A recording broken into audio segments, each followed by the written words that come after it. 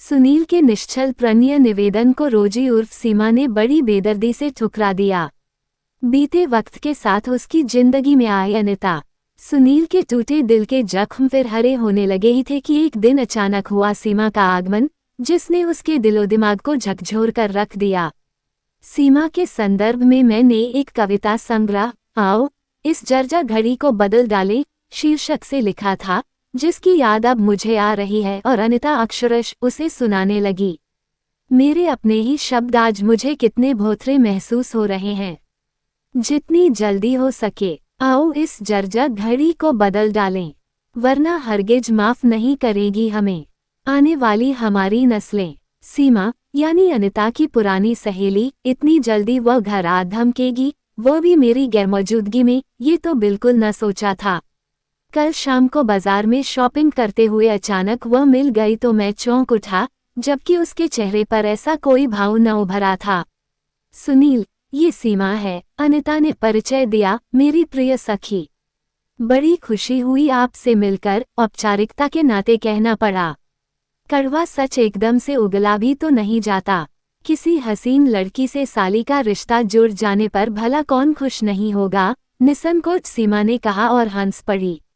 वही 3 साल पुराना चेहरा, वही रूपवर्ग, कातिल अदा, मोतियों से चमकते दांत, कुदरती गुलाबी होंठ और उसी तरह गालों को चूमती 2 आवारा लंठे, कुछ भी तो न बदली थी वह।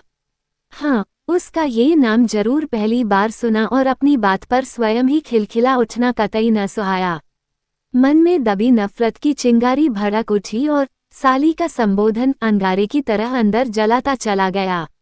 अच्छा, मैं चलूं, अनिता, सहसा वह बोली। मैं उससे पूछना चाहता था कि इतना कह देने भर से ही क्या तुम छूट जाओगी और मेरी यादों के कैनवास पर से तुम्हारे चरित्र के दाग मिट जाएंगे। ऐसी भी क्या जल्दी है, अनिता ने कहा, इतने बरसों बाद तो मिली हो, घर चलो, आराम से बैठकर बातें करेंगे। फिर कभी आऊंगी, अभी जल्दी में हूँ, अपना पता दे दो। अनिता ने उसे अपना विजिटिंग कार्ड थमा दिया था। रात भर मैं यही सोचता रहा कि उसने अनिता के सामने ऐसा क्यों जताया कि हम पहली बार मिले हैं। क्या वह मुझे उस पत्र से ब्लैकमेल करना चाहती है, जिसमें प्रेम के साथ साथ मैंने उससे विवाह करने की इच्छा भी जाहिर की थी। ऐसी लड़कियों का भरोसा ही क्या।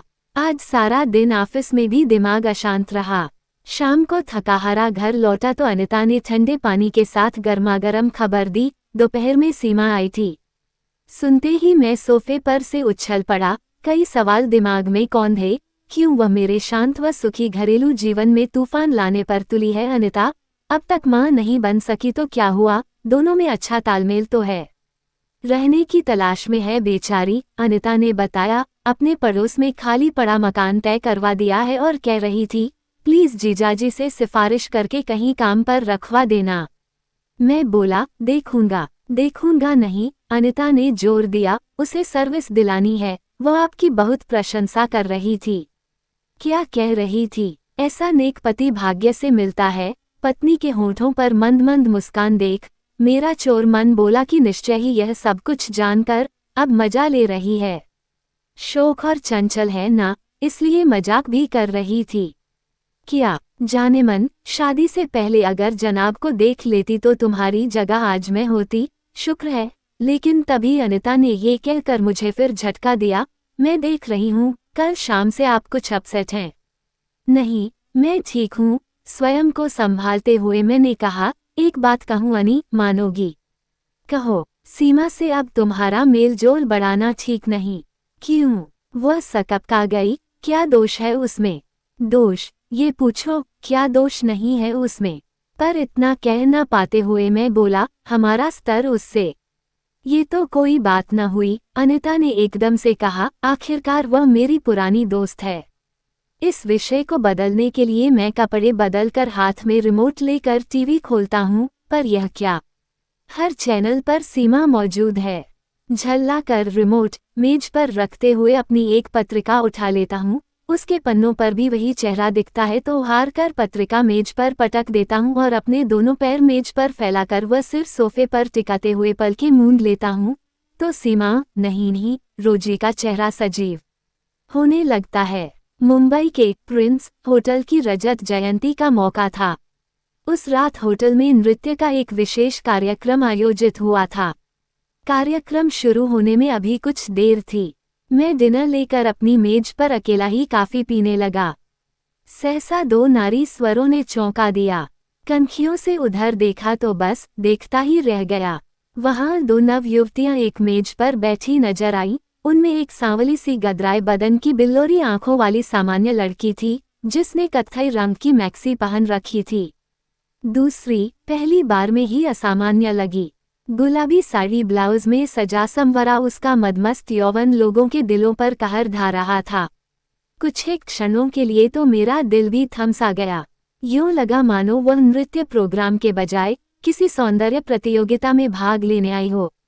बियर के जाम पर नाचती हुई उसकी उंगलियां देखकर किसी नाजुक टहनी पर अधखिली कलियों के मंद मंद हवा में हिलने का भ्रम हुआ। उस गुलाबी सुंदरी को अपनी सखी के साथ इस तरह अकेले बियर पीते देख मैंने उसे किसी बड़े घराने की मॉडर्न लड़की ही समझा। वह जितनी सुंदर उतनी ही चंचल लगी। मेरा ध्यान अब तक उधर क्यों नहीं गया, इसका अफसोस तो हुआ ही, साथ में ये ताज्जुब भी कि वे दोनों डांस में मुझे अपना पार्टनर बनाने को आतुर हैं। प्रोग्राम शुरू होने जा रहा है। जिनके पास निजी पार्टनर नहीं है, वे हाल में बैठे लोगों में से अपना मनपसंद पार्टनर ढूंढने लगे। कत्थई मैक्सी वाली को एक मनचले युवक ने आमंत्रित कर लिया। गुलाबी रूपसी को उसका ऑफर ठुकराते देख मुझे एक अनजानी खुशी महसूस हुई। सहसा तभी होटल मैनेजर ने स्टेज पर ताली बजाते हुए लोगों का ध्यान खींचा और माइक में बोला, लेडीज एंड जेंटलमैन, जैसा कि आप सब जानते हैं, आज हम स्पिनरस होटल की सिल्वर जुबली मनाने जा रहे हैं। पिछले अनेक सालों से निरंतर हमें आपका जो अपार स्नेह व भरपूर सहयोग मिलता रहा है, उसके लिए ये होटल आप सबका आभारी है और आशा नहीं, पूर्ण विश्वास है कि भविष्य में भी हमें आप सबका इसी तरह सहयोग मिलता रहेगा। आज के स्पेशल डांस प्रोग्राम में सर्वप्रथम आप बालरूम डांस का लुत्फ उठाएंगे, फिर टैप डांस का और अंत में ऑर्केस्ट्रा की धुन में तेजी आ जाएगी, जो हर पल बढ़ती ही रहेगी। आखिर तक इस तीव्र धुन पर नाचने वाला जोड़ा आज के डांस प्रोग्राम का विनर प्राइज हासिल करेगा। हर तालियों की गड़गड़ाहट से गूंज उठा। नृत्य आरंभ हो गया। ऑर्केस्ट्रा की धीमी व मीठी धुन हाल में रस घोलने लगी। चारों तरफ एक अजीब सा उन्माद छा गया। जवान क्या, बूढ़े भी एक दूसरे की कमर में बाहें डाल थिरकते हुए डांसिंग फ्लो पर आ गए। धीमी गति के नृत्य का मधुर समा देखते ही बनता था।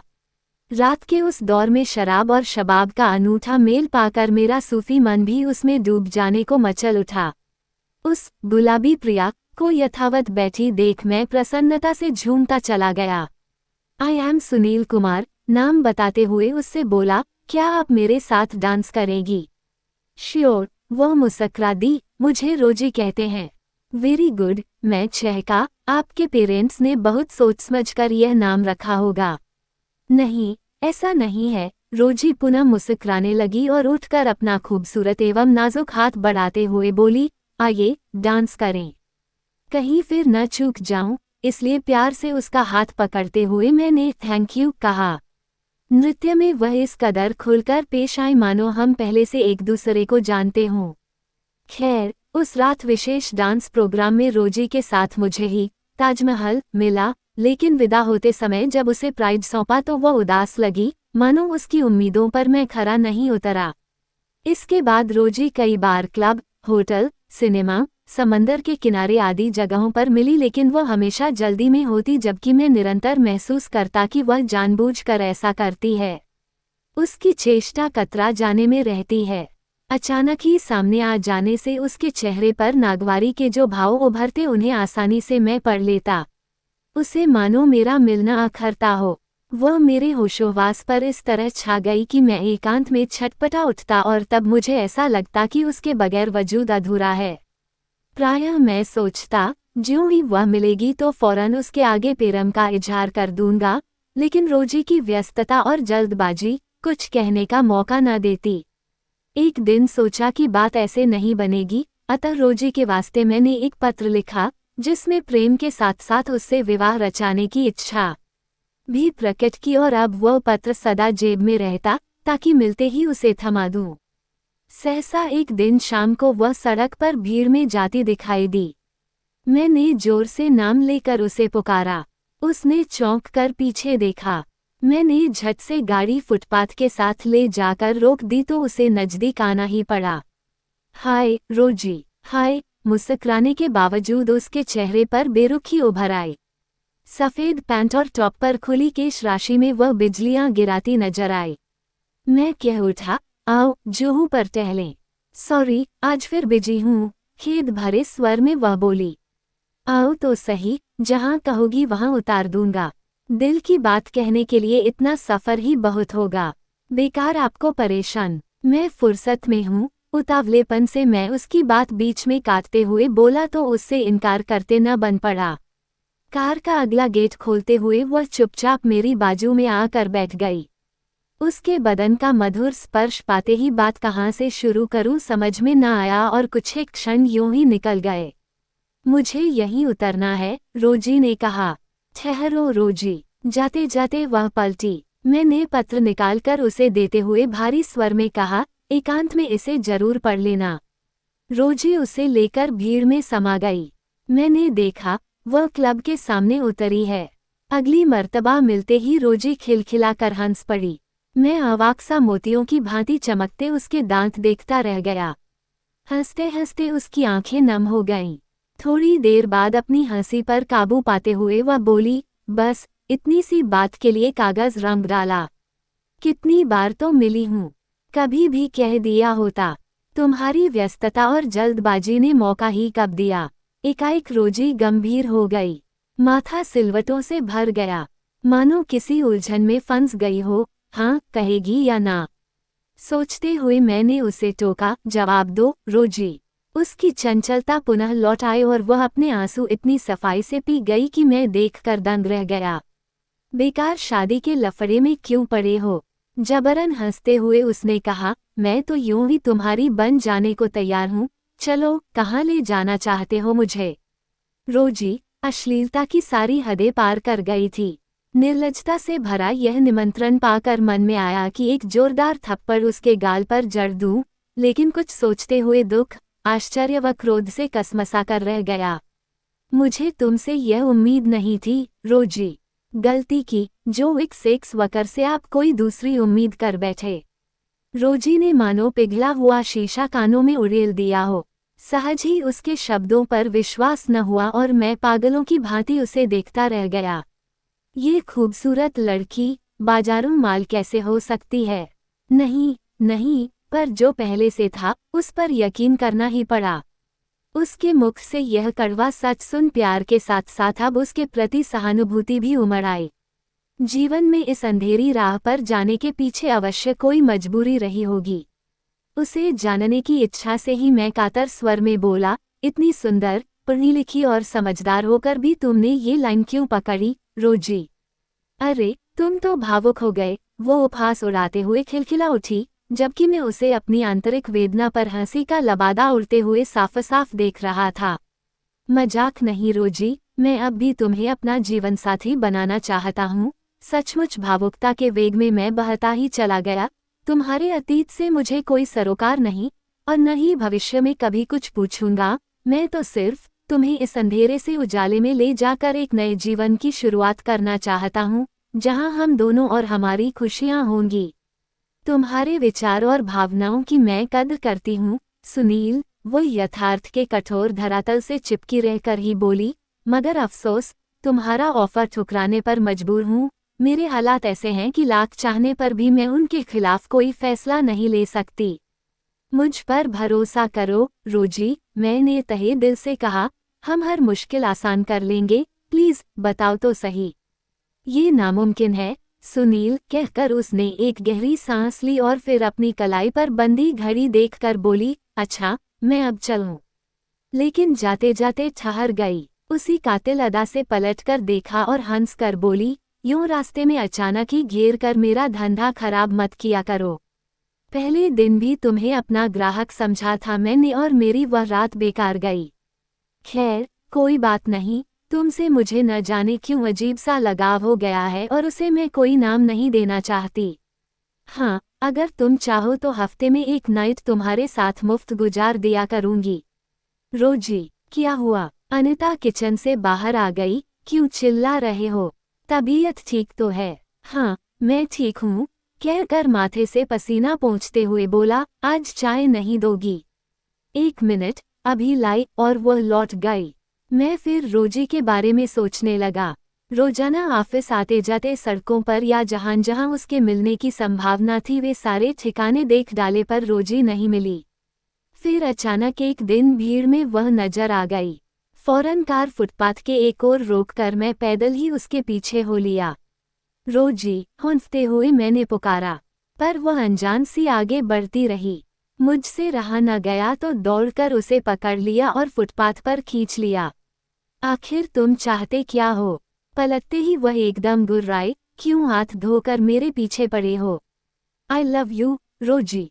उसने सहम कर इधर उधर देखा, फिर बोली, देखो, मैं चिल्ला उठी तो यहाँ लोग जमा हो जाएंगे और वे सब तुम्हें इश्क का मतलब समझा देंगे। पुकारूं? मैं ये सोचकर सिर से पांव तक सिहर गया कि वो मेरे साथ ऐसा भी कर सकती है। उसकी बांह पर कसा मेरा हाथ दूसरे ही क्षण ढीला पड़ता चला गया। आइंदा ये हरकत मत करना, वरना, चेतावनी देते हुए उसने हाथ छुड़ाया और भीड़ में खो गई। मैं पागलों की तरह खड़ा रह गया। उसके बाद रोजी कभी नहीं मिली और न ही मन में कभी उससे मिलने का ख्याल आया। जब कभी उसे लेकर मन घृणा से भरता तो मैं कविता के सहारे उसे हल्का कर लेता। काशीपुर में दीदी की ससुराल है।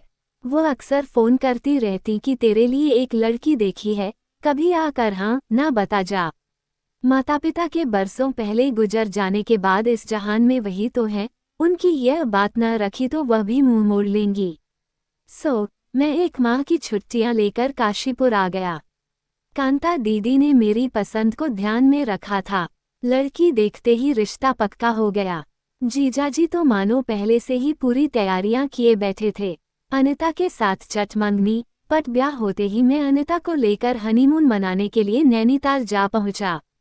ऊंची ऊंची पर्वत श्रेणियों से घिरा नैनीताल का सुंदर इलाका, सुंदरतम झील और हरी भरी वादियों में पता ही न चला कि छुट्टियां कब गुजर गईं। हम दोनों एक दूसरे के इतने करीब आ गए, जैसे बचपन से साथ रहे हों। नैनीताल से काशीपुर, 2 दिन दीदी के यहाँ रहकर हम मुंबई आ गए। उन्हीं दिनों की बात है, जब गुप्ता इंटरप्राइजेज ने पुणे में भी अपनी शाखा खोली। चून की कंपनी के मालिक मेरी कार्यकुशलता व ईमानदारी से पूरी तरह संतुष्ट थे, इसलिए यहाँ की जिम्मेदारी भी मुझे ही सौंपी गई। यहाँ मुंबई के मुकाबले मुझे ज़्यादा सुविधाएं मिलीं। अनिता के साथ पिता न बन पाने के बावजूद चैन से हूँ। उसकी बच्चेदानी में इन्फेक्शन है। डॉक्टर का कहना है, शीघ्र ही उसे ऑपरेशन द्वारा निकाला नहीं गया तो अनिता की जान को खतरा हो सकता है। कल शाम से सीमा ने हमारे दाम्पत्य जीवन में हलचल मचा दी। समझ में नहीं आ रहा कि आखिर वह चाहती क्या है। ऐसी बाजारू लड़कियों का भरोसा ही क्या, अपनी इज्जत तो नीलाम करती ही हैं, दूसरे की भी मिट्टी में मिला देती हैं। सीमा अगर अनी से कह दे कि 3 साल पहले मैंने उसे न केवल पत्नी बनाना चाहा था, बल्कि उसके द्वारा विवाह का प्रस्ताव ठुकरा देने पर बुरी तरह अपमानित भी हुआ था, तो क्या मैं उसकी निगाह में ठहर पाऊंगा? अगर सीमा ने कहीं अनिता को वह पत्र दिखा दिया तो क्या जवाब दूंगा? अगर उसने ये भेद छिपाने की कीमत मांग ली तो कैसे अदा करूंगा? उफ, बेशर्म, कमीनी। क्रोध में मैं बड़बड़ा उठा। किसे विभूषित किया जा रहा है, महोदय? चाय नाश्ता टेमे लाते हुए अनिता ने पूछा तो मैं हड़बड़ा गया, मानो रंगे हाथों चोर पकड़ा गया हो। क्षमा करें, बंदी से भूल हो गई, अपने खास लहजे में उसने चोट की। सॉरी, भविष्य में ध्यान रहे, वह महारानियों की तरह मुस्कराए। चाय से पहले मुंह में चिप्स डाला तो मन में ये ख्याल आया कि क्यों न अनिता को अपने अतीत के बारे में बता दूं और अपराधबोध से मुक्त हो जाऊं। ये तो मुझे अच्छी तरह समझती है। मेरी कविताओं की सहृदय पाठक ही नहीं, बल्कि समालोचक भी है। हाँ, इसी के सहयोग व प्रेरणा से तो काया नहीं है हम। और आओ, इस जर्जर घड़ी को बदल डाले। कविता संग्रहों का प्रकाशन हुआ है। सीमा को तुम कब से जानती हो, अनी? रहस्योद्घाटन से पहले टोह लेना चाहा। बचपन से, उसने बताया। बाजपुर में उसका परिवार हमारे पड़ोस में ही रहता था। 9वीं में वह अपने मम्मी पापा के साथ वाराणसी चली गई थी। कुछ समय तक हमारे बीच फ़ोन पर बातचीत होती रही, फिर वे लोग भैया की शादी में नहीं आए तो फ़ोन आना बंद हो गया। उसके बाद वह कल शाम ही मिली। क्यों? उसे नौकरी पर लगवाने के लिए पूछ रहा हूँ। उसकी योग्यता क्या है? अंग्रेजी से BA फाइनल नहीं कर सकी थी। क्यों? हीरोइन बनने की गरज से अपने प्रेमी के साथ मुंबई भाग आई थी। फिर स्टूडियो के चक्कर लगाते हताश होकर उसने घर लौट जाने का फैसला कर लिया था। उसका वह प्रेमी उसके गहने व रुपए लेकर चंपत हो गया और जाते जाते उसे लड़कियों से जबरन धंधा कराने वाले एक गिरोह के एजेंट को बेच गया, जिसके बॉस के पास कई पुरुषों के साथ बेहोशी में शूट की गई उसकी ब्लू फिल्म थी। कंप्यूटर तो जानती होगी। हाँ, प्लीज कोई जगह खाली हो तो उसे रख लो, अनिता ने आग्रह किया।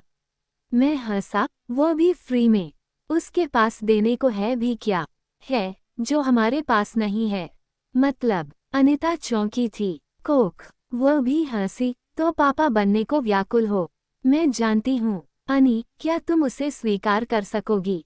कहीं वह मुझ पर अधिकार न जता ले। सीमा के संदर्भ में आओ, इस जर्जर घड़ी को बदल डालें। संग्रह की शीर्षक कविता याद आ रही है मुझे, और वह अक्षरश उसे सुनाने लगी।